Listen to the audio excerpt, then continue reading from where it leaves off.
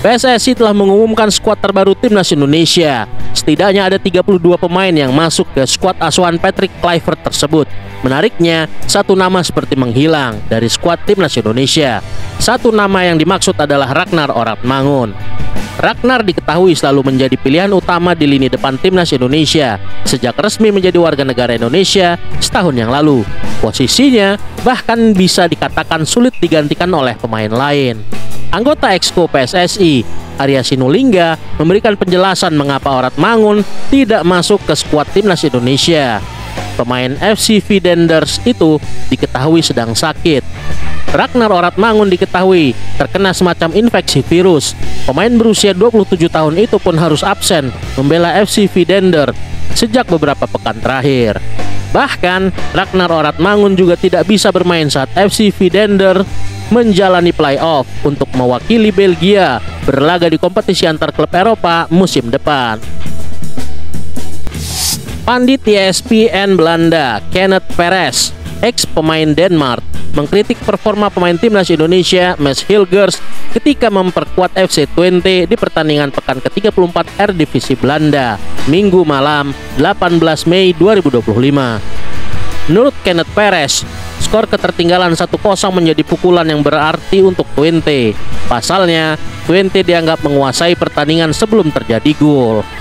Pada akhirnya ini terjadi setelah pelanggaran oleh, maaf untuk dikatakan, Hilgers yang bodoh itu, kata Kenneth Perez dalam analisis babak pertama ESPN Belanda. Saya tidak tahu apa yang terjadi padanya sejak dia menjadi pemain internasional Indonesia, lanjut Perez. Ia pikir ia bintang dunia, ia menunjukkan betapa kuatnya ia, tetapi ia kehilangan setiap bola dari Brian Brobby. Sebenarnya tidak dilarang untuk menggunakan otak Anda sebagai pemain bertahan. Bahkan jika Anda ingin menunjukkan betapa kuatnya Anda, gunakanlah pada saat yang tepat. Hilgers itu benar-benar tidak waras, menurut analisa sosok asal Denmark tersebut. Penyerang Timnas Indonesia Ramadan Sananta resmi bergabung dengan klub Brunei Darussalam DPMM FC yang akan berpartisipasi di Liga Super Malaysia 2026 mendatang. Kepastian itu didapatkan usai DPMM mengumumkan perekrutan Ramadan Sananta pada Senin 19 Mei malam. Menariknya, DPMM mengklaim Ramadan Sananta akhirnya memilih bergabung dengan mereka setelah menolak beberapa tawaran dari sejumlah klub besar, salah satunya Persija Jakarta. Ramadan mendapatkan beberapa tawaran dari sejumlah tim besar di Indonesia, termasuk Persija FC, tetapi pilihan pertamanya tetaplah DPMM FC dari Brunei Darussalam. Dalam sebuah video yang diunggah oleh Ballon d'Or di X baru-baru ini, Messi membicarakan tentang rivalitasnya dengan Cristiano Ronaldo. Persaingan dengan Cristiano Ronaldo selalu hebat dalam aspek olahraga. Saya pikir kami saling memberi dampak karena persaingan ini. Kami berdua adalah pesaing yang hebat. Ia juga selalu ingin memenangkan segalanya, ujar Messi. Itu adalah era keemasan bagi kami dan setiap penggemar sepak bola. Kami sangat pantas mendapatkan banyak pujian karena mampu bertahan di puncak selama ini. Karena seperti kata pepatah, mudah untuk mencapainya, yang sulit adalah bertahan di sana. Kami bertahan di puncak selama 10 hingga 15 tahun. Saya tidak tahu, itu spektakuler dan tetap menjadi kenangan indah bagi semua orang, imbuh Messi. Persaingan Messi dan Ronaldo memang menjadi topik paling fenomenal di kancah sepak bola dunia selama hampir 2 dekade terakhir. Perdebatan siapa yang terbaik di antara dua superstar tersebut seperti jalan yang tak berujung. Bung Kesit mengatakan bahwa pemain seperti Beckham Putra seharusnya bisa menjadi opsi untuk masuk ke dalam timnas Indonesia. Menurut saya, pemain seperti Beckham Putra seharusnya bisa menjadi opsi untuk masuk ke dalam skuad timnas Indonesia, ujar pengamat sepak bola Bung Kesit Handoyo. Kalau di bek sayap kiri ada Edu, tapi persaingan di sektor kiri timnas adalah yang terketat. Jadi menurut saya cukup sulit bagi Edu untuk bersaing dengan Pratama Arhan, Kelvin Perdong. Di tengah sepertinya ada Deddy Kusnandar yang menurut saya juga oke penampilannya. Tapi Deddy sempat mengalami cedera cukup parah dan absen cukup panjang untuk membela Persib. Padahal dia menurut saya pemain potensial di barisan tengah. Ada juga Mark Locke, tapi Ya ini kan soal pilihan dan strategi yang bakal digunakan oleh Patrick Kluivert. Lanjutnya, Beckham tampil 28 kali untuk Persib sampai pekan ke-33 BRI Liga 1 2024-2025 dengan torehan 6 gol dan 3 assist. Ia bermain dari menit awal sejumlah 21 kali. Media Belanda Voetbal Premier memberikan kabar bahwa Simon Tahamata tidak akan menjabat sebagai direktur teknik, namun sebagai kepala pemandu bakat timnas Indonesia. Football Premier menyebut Simon Tahamata sebenarnya sempat berharap untuk kembali ke Ajax Amsterdam, entah itu untuk pekerjaan sebagai pelatih atau direktur teknik. Selain itu, Tahamata juga disebut mendapatkan tawaran dari beberapa klub di Liga Belanda. Belakangan Football Premier menyebut PSSI datang untuk memberikan tawaran pekerjaan kepada Simon Tahamata, dan Gayung pun bersambut. Tahamata tertarik dengan proposal yang diajukan.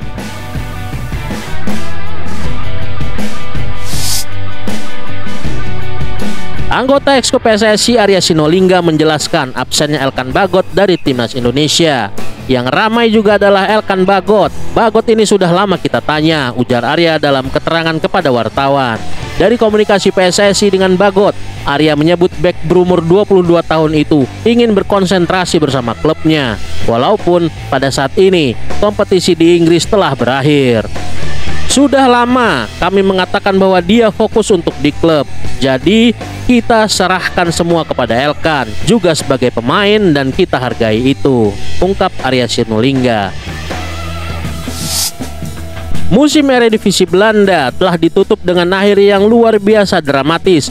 PSV Eindhoven berhasil merebut gelar juara Liga Belanda ke-26 mereka setelah membalikan keadaan dan memanfaatkan kemerosotan performa rival utama mereka, Ajax Amsterdam, di penghujung musim. PSV Eindhoven menuntaskan musim dengan kemenangan penting 3-1 atas Sparta Rotterdam. Gol penentu dari Malik Tillman di menit ke-84 menjadi kunci keberhasilan mereka mengamankan trofi yang sempat terlihat akan mendarat di Amsterdam. Dengan total 79 poin dari 34 laga, PSV Eindhoven unggul 1 angka dari Ajax yang finish di posisi kedua dengan 78 poin. Sebuah pencapaian luar biasa mengingat mereka sempat tertinggal 9 poin dengan hanya 5 laga tersisa. Bagi Ajax, musim ini akan dikenang sebagai momen pahit ketika trofi sudah di depan mata, namun terpleset oleh tekanan di saat genting. Meski masih memegang rekor 36 gelar liga, kegagalan musim ini jadi pengingat bahwa di sepak bola, keunggulan tak berarti apa-apa jika tak bisa bertahan hingga peluit akhir. Sementara itu, bagi PSV, ini adalah pesta kemenangan yang tak hanya menandai kebangkitan, tetapi juga menunjukkan ketangguhan karakter mereka hingga di penghujung musim berakhir. Penjaga gawang yang tengah dipinjamkan oleh Como, Emil Audero, berpeluang tampil membela timnas Indonesia pada kualifikasi Piala Dunia 2026. Kegagalannya membawa Palermo promosi ke Serie A jadi berkah tersendiri buat skuad Garuda. Emil Audero Mulyadi masuk skuad sementara timnas Indonesia yang akan menjalani training center bersama 4 kiper lainnya. Mereka adalah Martin Pas, Reza Arya, Hernando Ari, dan juga Nadeo Argawinata. Sedianya PSSI telah menyiapkan opsi lain andaikan Emil Audero tidak bisa bersedia saat timnas Indonesia menjamu Cina di Gelora Bung Karno pada 5 Juni mendatang. Sebab kiper berdarah Lombok itu sebelumnya diperkirakan akan berjuang dengan Palermo pada playoff promosi Serie A. Namun nasib berkata lain. Pada laga krusial melawan Juve Stabia dalam lanjutan Serie B, Palermo takluk 0-1 berkat gol Andrea Adorante di menit ke-67. Kekalahan tersebut membuat Palermo gagal melaju ke semifinal playoff Serie A. Jika saja Palermo lolos, diperkirakan Emil Audero akan lebih lama membela Palermo dan absen mengikuti training center di Bali. Sedangkan periode playoff baru akan berakhir selambat-lambatnya 1 Juni. Sen Patinama dikabarkan akan segera bergabung dengan klub raksasa Thailand, Buriram United. Saat ini, Sen telah berada di Thailand untuk menyelesaikan tes medis dan tanda tangan kontrak. Sen Patinama mengakhiri kontrak lebih cepat 1 tahun dengan klub Divisi 2 Belgia, KAS Eupen. karena minimnya menit bermain. Sen akan menjadi pemain Indonesia keempat yang bermain di Liga Thailand saat ini setelah Asnawi, Arhan, dan juga Ronaldo Kuateh. Menjelang final Liga Champions antara PSG versus Inter Milan, rival PSG di Ligue 1, Olympique Marseille, justru memamerkan patung trofi UCL yang pernah diraihnya di tahun 1993 saat mengalahkan AC Milan dalam bentuk patung. Patung tersebut didirikan di depan markas mereka, Stade de Velodrome. Mungkin ini merupakan sindiran halus untuk PSG atau justru memberikan semangat sesama klub asal Prancis. Bagaimana menurut kalian? Nama baru muka lama, Stefano Lillipali kembali mendapat panggilan timnas. Di usianya ke-35 tahun, Lillipali adalah pemain paling senior dalam tim saat ini. Karir timnas Lillipali dimulai sejak tahun 2013. Saat itu, timnas dilatih oleh Jackson F. Tiago. Saat itu pula lah timnas Indonesia menang atas Filipina. Hingga saat ini, timnas dilatih oleh Patrick Kluivert. Paling tidak total sudah 6 pelatih timnas, dirinya telah mengenakan seragam merah putih. Walau tidak selalu dipanggil, paling tidak setiap pelatih timnas, dirinya pernah merasakan panggilan skuad Garuda. Apakah ia akan menjadi skuad utama pilihan Kluivert untuk 23 pemain timnas? Patut kita nantikan kabar selanjutnya. Timnas Uruguay berencana menggelar laga uji coba melawan timnas Indonesia. Sebelumnya, ada Rusia yang dikabarkan ingin menantang skuad Garuda dalam agenda FIFA Matchday. Kali ini, ada tawaran dari Uruguay yang berada di ranking ke-13 FIFA, ingin mencoba kemampuan timnas Indonesia. Duta Besar Uruguay untuk Indonesia, Cristina Gonzalez, menjelaskan bahwa pihaknya sangat terbuka untuk bisa melaksanakan pertandingan dengan skuad Garuda. Uruguay ingin mengadakan friendly match di Indonesia dengan mendatangkan pemain inti timnas kedua negara jika memungkinkan, kata Cristina Gonzalez dilansir bolasport.com. Sementara itu, Menpora Dito Aryo Tejo juga menyambut positif rencana ini. Rencana friendly match ini sangat bagus, nanti bisa dikomunikasikan dengan PSSI untuk format terbaiknya seperti apa. Apakah melalui FIFA Matchday atau pertandingan persahabatan biasa? Karena kalau melalui FIFA Matchday bisa berkontribusi pada peningkatan ranking FIFA untuk Indonesia, ungkap Dito Aryo Tejo. Menarik kita nantikan apakah wacana ini akan benar-benar terrealisasi seperti saat Indonesia menjamu sang juara dunia Argentina beberapa waktu lalu, dan kemungkinan besar ini akan membuat negara tetangga ketar-ketir melihat koneksi rivalitas timnas Garuda. Asisten pelatih timnas Indonesia Alex Pastoor termasuk dalam artikel media asal Belanda Football Zone yang berjudul 11 pelatih yang mampu menggantikan Francesco Farioli di Ajax. Football Zone merinci perjalanan karir Pastoor hingga kini menjadi asisten pelatih timnas Indonesia. Alex Pastoor ingin mengambil cuti panjang setelah meninggalkan Almere City musim panas lalu. Namun, hal itu tidak berlangsung lama karena ia kini bekerja sebagai asisten Patrick Kluivert di timnas Indonesia, tulis Football Zone.